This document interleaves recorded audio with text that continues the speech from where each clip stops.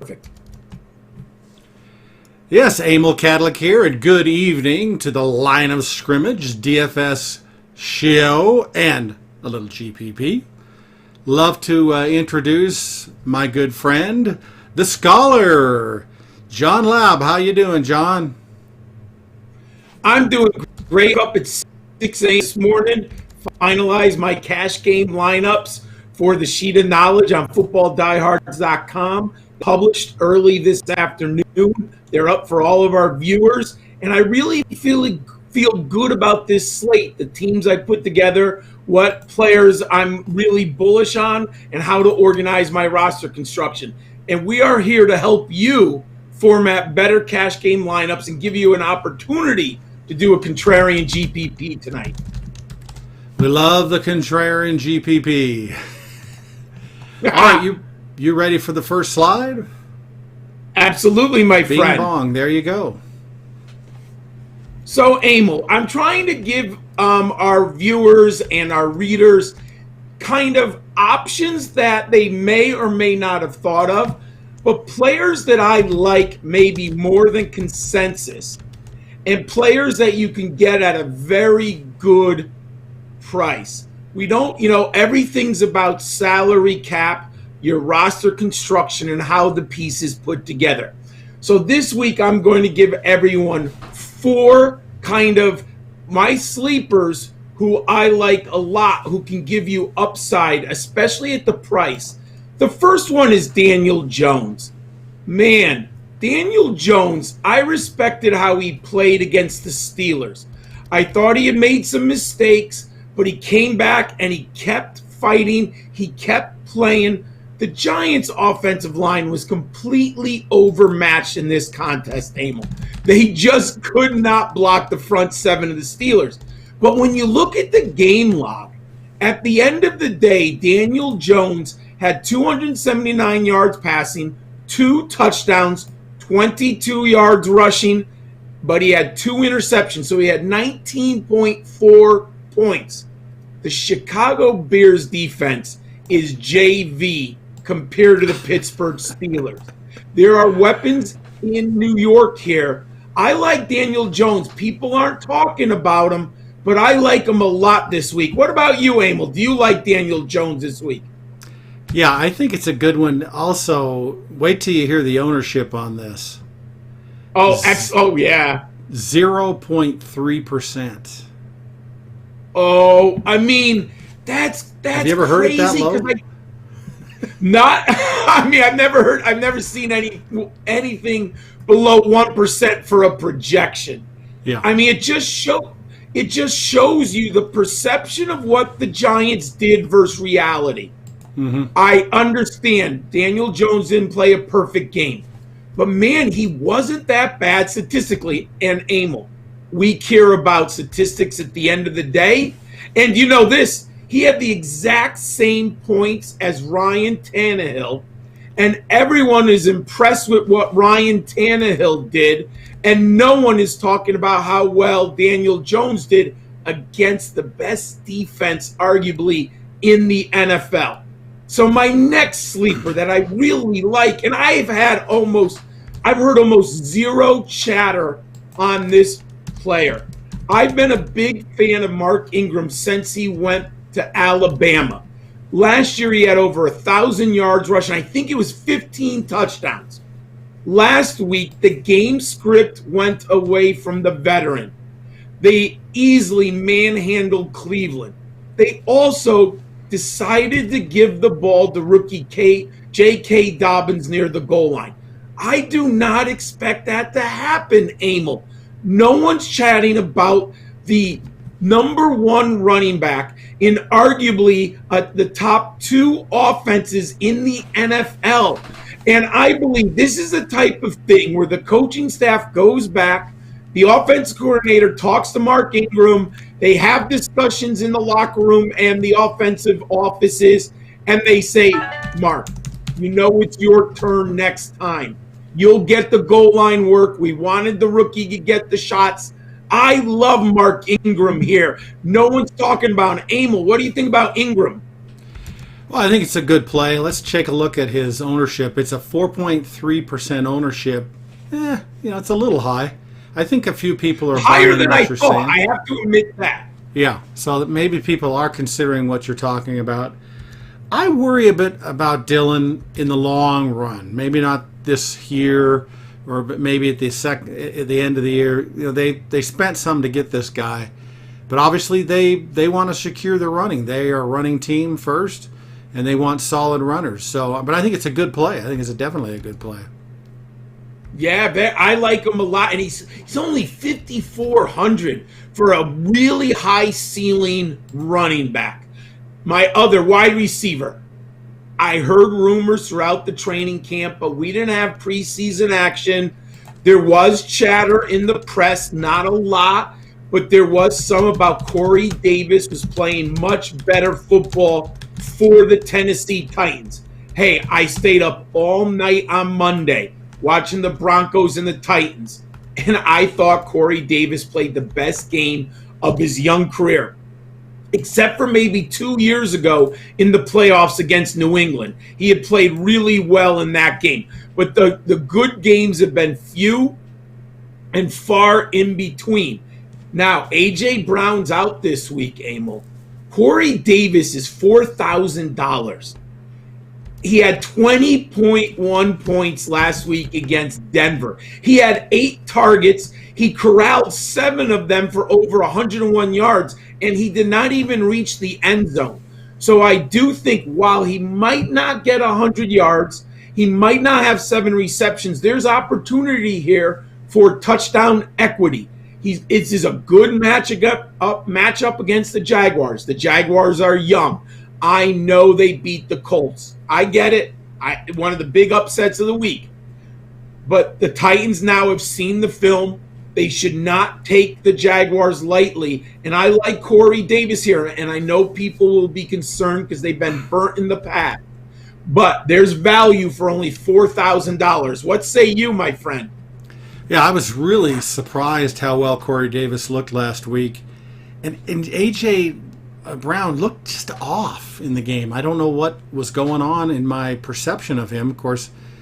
So, I think this is a great opportunity for Davis. And right now his ownership's 10%, which is high, but not ultra high.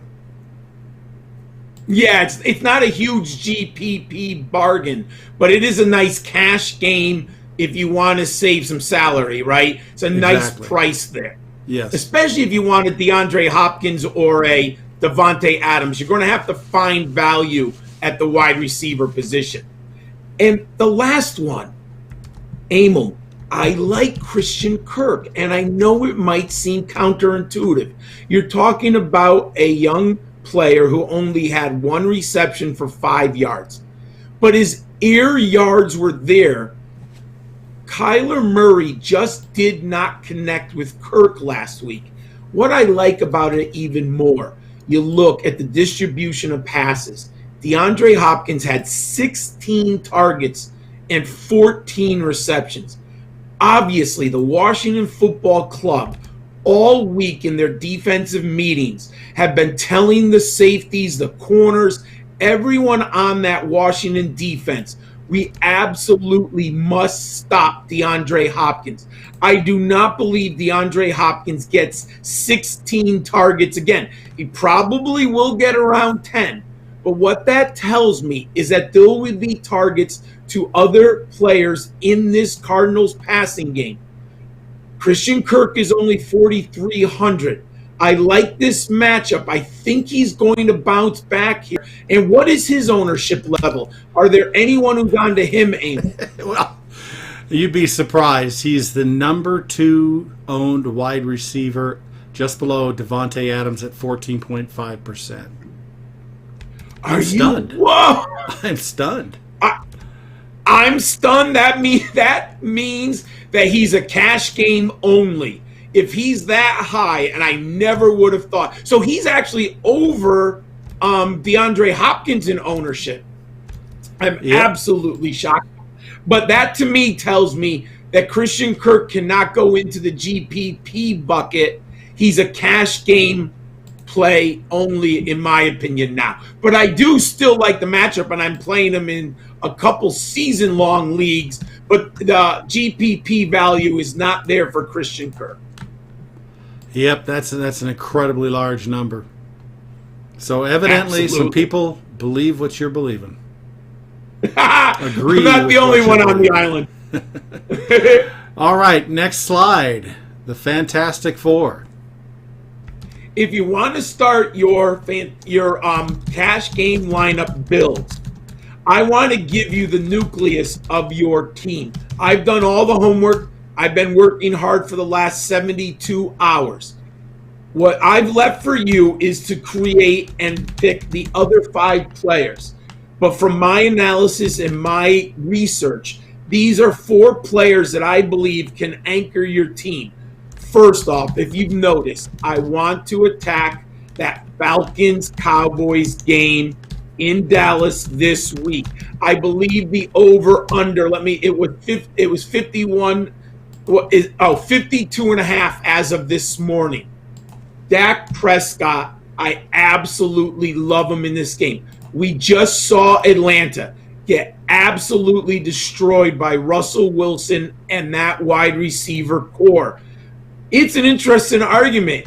I think Dallas even has a better wide receiver core than Seattle. I mean, so now you're talking about a prolific offensive passing game led by Dak Prescott. I want to get the quarterback in this matchup.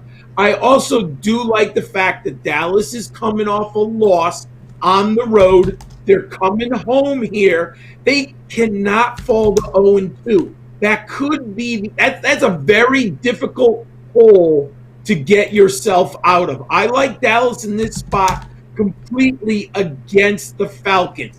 And in this one, I am going to pair him up. Last week, we had Calvin Ridley and Matt Ryan. This week, the one that I like, I'm going to go with Michael Gallup. I understand Amari Cooper has the matchup, and someone can go there. But I'm going to save the money. You are saving $700 with Michael Gallup. And I'm sorry, Emil. I thought that was a catch. I did not think that was interference. So if he makes that long reception, his numbers are so much better. And we've seen how good Michael Gallup can be. The Falcons were the 26th ranked defense against wide receivers after 1 week. They got burned by everyone. They got burned by Russell Gage. They got burned by Julio Jones. They got burned by the aforementioned Calvin Ridley. I'll take Michael Gallup here. I believe he gets into the end zone. So the anchor of my wide receiver quarterback duel of the Fantastic Four is Prescott and Gallup. I love that combo. And to me, I didn't want to go into this so much, Emil, but the Derrick Henry option here to me is too good to fade. It's cash game. I don't think I play him in GPP because what's the ownership on Derrick Henry, my friend? It must be really high. Let's take a look here. 24%. Number 3 running back. There you go. And I'm okay with that in cash games because in cash games, I will try to differentiate at other positions. Like we had Josh Jacobs last week. He was owned on an incredibly high percentage, and I was able to cash out with my Fantastic Four, and my lineups were very solid on footballdiehards.com. So I'm okay with that. Look at the Jacksonville Jaguars are very weak in the front 7. They're young. They're inexperienced. Tennessee's home here. Derrick Henry had 19.1 points against a much more stout Denver defense. What I loved about it, the game was close, and Henry had 31 attempts, 31. He also had 3 receptions on 3 targets. So I think there's room, and he did not reach the end zone. So I love Derrick Henry. He, to me, is the number 1 running back you should own in cash games. I love him here. And I've been analyzing this. We just saw the Raiders absolutely destroy Carolina. And I get it was mostly on the ground with Josh Jacobs. But Derek Carr had a good game. Tom Brady's coming off a loss here. on the road against New Orleans. I do not believe that Carolina is even in the same stadium defensively as New Orleans. I believe that Tom Brady in this offense is going to get on track. And I understand now that Chris Godwin is out. But to me, that doesn't matter because the Panthers just do not have the secondary to handle Mike Evans and Tom Brady in this passing game. So Mike Evans, he was probable for last week. He was a little bit injured. He still had 4 targets. He only had 1 reception. Luckily, it was for a touchdown. But I like him a ton in this matchup, Emil. I think the Buccaneers are going to win this one easy at home. I like the fact that Bruce Arians a little bit challenged Tom Brady after the loss. So there's my fantastic 4. Dak Prescott at quarterback, Derrick Henry at running back, Michael Gallup at wide receiver, and Mike Evans. Now you can build your team around those 4 players. What do you think, Emil? I love it. I think it's fantastic. I love those guys. Gallup should be quite interesting. Hopefully Evans is healthy. He's a quirky character, but this is the right opportunity for him. Hopefully they won't triple team him with Godwin out, jokingly. But yeah, I hope that game's on. Of course, I watch the Red Zone, so I'm dyslexic and ADHD at the same time. But I can't wait to see how well Tampa Bay bounces back. I do have Brady in my as a quarterback in a few of my leagues, so I'm vested there in a way. But yeah, it looks great. I like Brady's an interest. If he was a little bit less, he's 6,500. If he was just a little, like if he was 61, 62, I probably would have identified him, but he's just a little bit much. But I do think he's going to have a good game. I just think they might get out a lot, and then he kind of pulls back throwing. That would be a problem. And very possible. Yes. All right, you ready for the final slide? Absolutely. There we are, GPP, baby. All right, last week we hit a grand slam. We, on our GPP contrarian stack, Emil and I spoke about stacking the Packers and the Vikings. We had Aaron Rodgers, Devontae Adams, Adam Thielen, Dalvin Cook. So this week I spent a ton of time, and I had to be really, really kind of methodical and put in a lot of analysis. I know people are going to stack the Falcons and the Cowboys. I'm looking to differentiate. So I said, you know what? Let me go away from the Cowboys and the Falcons. Lions and Packers. I think a lot of people, right, recency bias, Emil, are going to go back to the Packers. So I'm always looking for very low ownership. So I said to myself, I'm going to pass up on that one. And obviously, everyone knows the Ravens and the Chiefs are going to be stacked. So I said, I'm just going to cross those teams out. Does not mean that you can't take parts of those games and put them into your lineup for your contrarian stack. But my stack, I said, where can I get 5 players with value that I think is going to have low ownership? So I said, you know what? I don't think people are going to be thinking about the Giants and the Bears.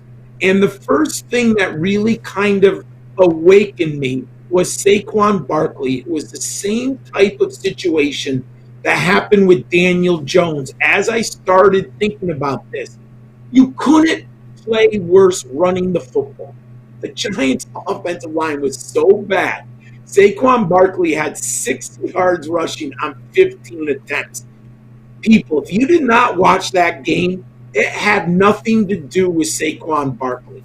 The Steelers were hitting him 1 or 2 yards behind the line of scrimmage. He could not even make one of those, those perfect juke moves where he spins and dips and breaks open. He wasn't even getting to 5 yards down the field. So I said, look, Saquon Barkley was a top 2 pick in fantasy football leagues. He is a phenomenal player. The Giants have been screaming at that offensive line all week. They've got to play better. The Bears will not attack and disrupt the Giants as much as the Steelers did. So I said, let me start my build with Saquon Barkley. And Emil, what do we have for ownership on Barkley? Let's go take a look here. I have Trubisky up, by the way. He's 3.4%. Okay. Barkley is 5.7%. I love that ceiling at 5.7%. Yeah. Barkley could easily hit 25 to 30 points. He had 9 targets last week and 6 receptions for 60 yards. The running game is going to be better this week. I expect him to have at least 70 yards rushing. He probably will get between 5 and 7 catches again, and if he reaches the end zone, you're golden. So I love that. Now, what did you say about Trubisky, my friend?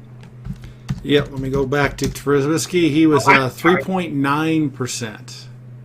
I like that too, my friend. He's higher than some of these guys, but he's obviously, that's a pretty low percentage. Yeah, and I wanted to go off of Daniel Jones once I had taken Barkley. I decided that I wanted to go with Trubisky there. He's a little bit higher of an ownership, but they're also the home team. I was impressed with Trubisky, obviously leading the comeback here. He ended up with 24.3 DraftKings points. He had 26 yards rushing, and the Giants defense just gave up 3 touchdowns to Ben Roethlisberger and the Steelers last week. So I decided to go with Trubisky and Saquon. The wide receiver, I love the matchup. He's in my top 5 wide receivers this week. I love Allen Robinson. The Giants defense is 27th against opposing wide receivers after 1 week, and Allen Robinson did not get into the end zone last week. It was Anthony Miller got the game-winning touchdown. Robinson still had 9 targets. We know that Robinson is going to get targets. We also heard a little bit chirping that Robinson was upset. So I think the Bears make sure that Robinson gets more targets and into the end zone. So, and he's not that high priced at $6,400. So I like Trubisky and Robinson here. And then I added to say, what Giants wide receiver do I want? We have Sterling Shepard, Golden Tate, and Darius Slade. Emil, some people are going to say you're chasing points. I get it. But what I think it is catching a rising star. We saw a rising star on Monday night. Darius Slayton is awesome. I own him in dynasty leagues. I own him in redraft leagues. I own him in our magazine draft leagues. I'm probably overinvested in Darius Slayton. Did I expect a 31-point opening against the Pittsburgh Steelers? No, of course not. But what I saw was a rising star. Daniel Jones trusts Darius Slayton. And Darius Slayton is a weapon. Deep, one-on-one. He is a very, very difficult matchup for opposing defenses when he is 20 to 30 yards down the field in one-on-one matchups. He's big, he's strong. I'm not chasing points here. I'm catching a rising star. He's only $5,000. Do I expect another 31-point effort? I do not. Do I expect him to be productive in this game? Absolutely. I love him. And then to finalize the stack, I looked hard. Do I want Jimmy Graham or do I want Evan Ingram? One of the things that made my decision was Evan Ingram was 5,300, and I didn't want 2 pass catchers on the Giants. I said I prefer 2 pass catchers with my quarterback. Jimmy Graham is only $3,800. He got into the end zone last week. He scored 11.5 points. When you have Anthony Miller and Allen Robinson, Jimmy Graham in the red zone should see a lot of single coverage. And Jimmy Graham is bigger and stronger than most linebackers and safeties. So I like Jimmy Graham here. So how I did this for all of our viewers, the salary, these 5 players are $29,100. What that does is that leaves you over $20,000 in salary cap, or an average of 5,225. You can build the rest of your GPP lineup around this, and I've given you enough salary cap room. Remember, you also have to take a defense, and the most expensive is the 49ers. So if you buzz down on salary, you can save some money there on defense. One of the tricks that I would love our listeners to do, in your flex position, take a running back and pair them up with the defense that you like. It would be interesting to go Mark Ingram with the Baltimore Ravens, even though the matchup isn't great. But those are the types of things that you're looking at. So I built the foundation of your GPP contrarian stack. Then go find your running back defense and then choose your other two positions. Now, remember, this is risky. I'm not going to tell you that I'm going to hit every week like I did with the Packers and Vikings. But if I'm going to be competitive and I want to finish in the top 10% or possibly win, we need to be contrarian and we need to find a stack with low ownership.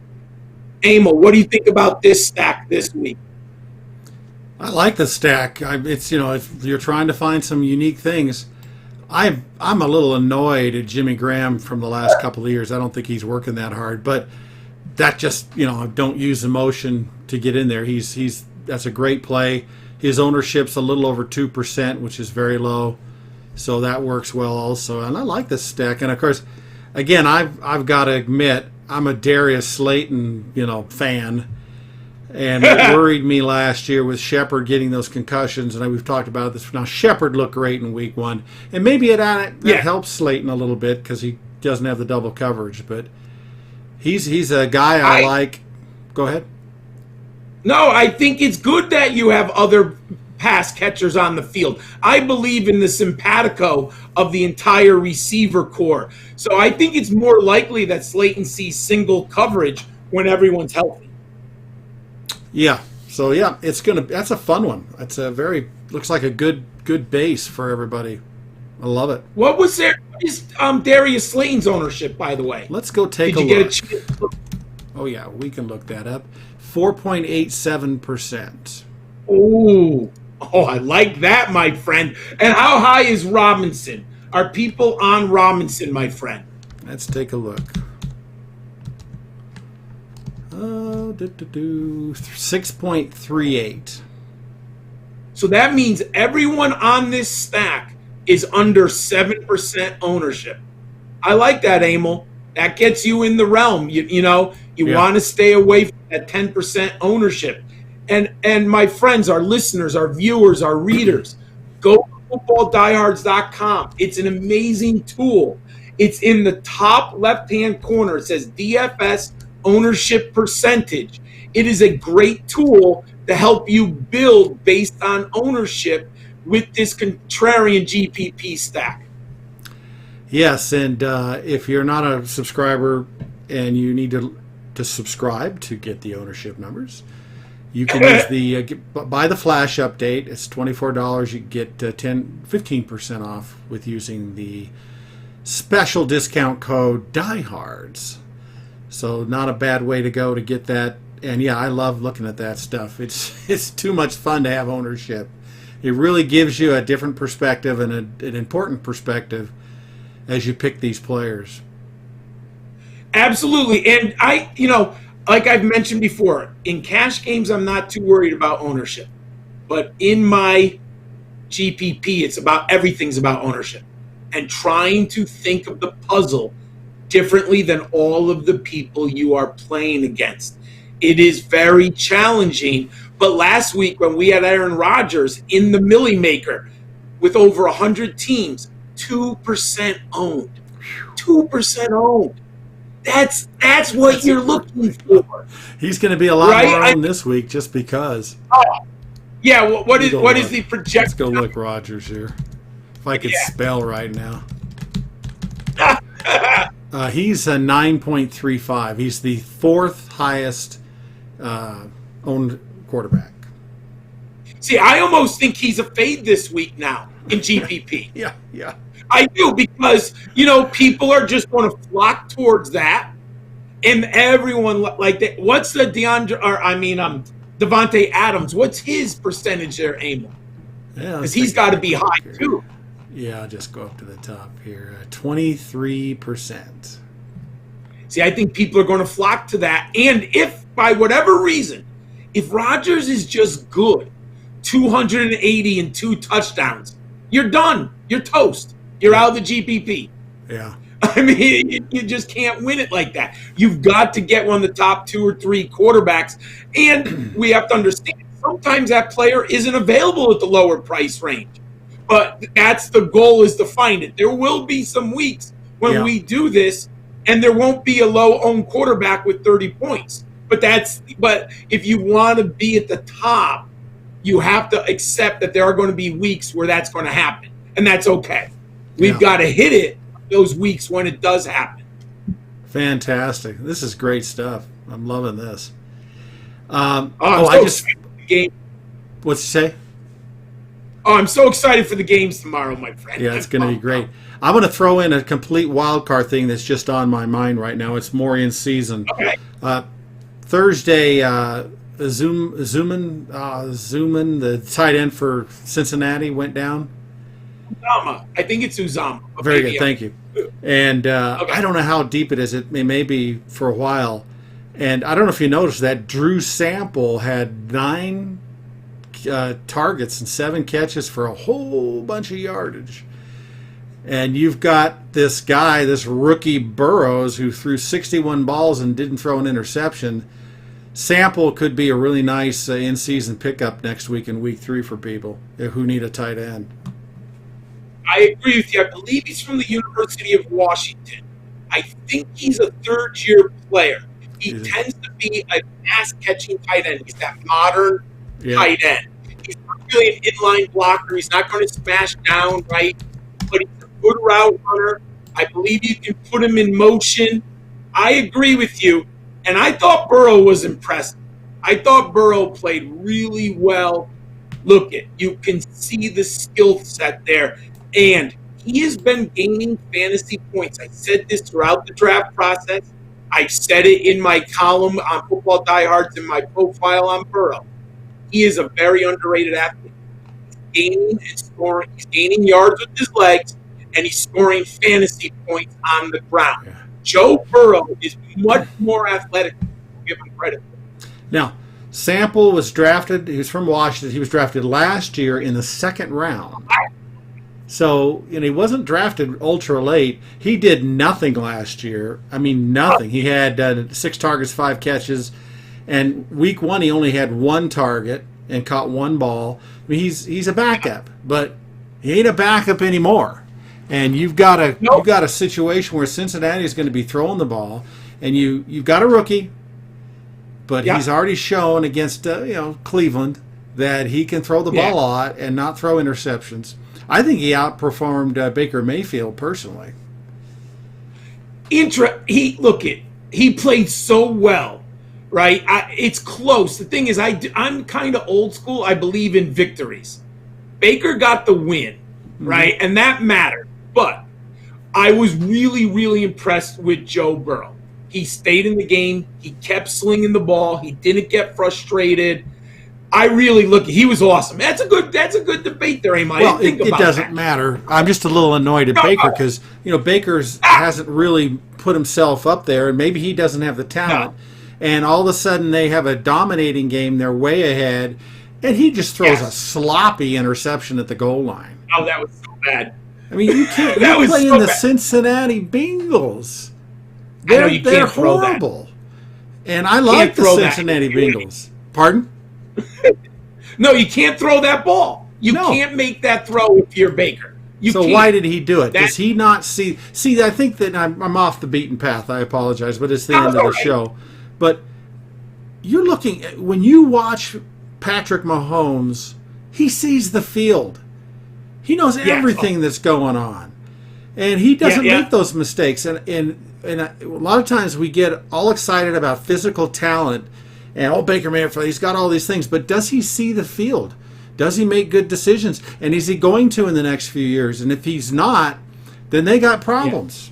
Yeah. And that little one play worries me, that this guy, you go to play, against Cincinnati, and you're dominating the game, your running attack is going great, and then you make a mistake that could have, well, they were way ahead. It wouldn't have mattered. Well, actually, there was 7 minutes left, right? They scored twice. They take the lead.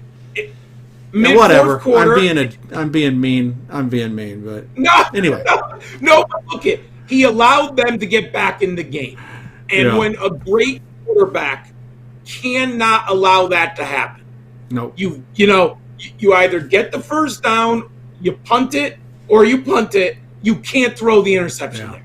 You just can't. I got off on the beaten path. I apologize. But I love it. It's great, my friend. No problem. Well, this is a great advice. And actually, ironically, we had a guy call this morning earlier asking me, where's that article? It was yesterday. Where's that article from John Laub? I need my GPP. Said it'll be up tomorrow, which, of course, is today. And so that was kind of fun. Well, excellent, hopefully sir. We'll hook them up. Oh, Pardon? Thank you, my friend. Great Thank night. you.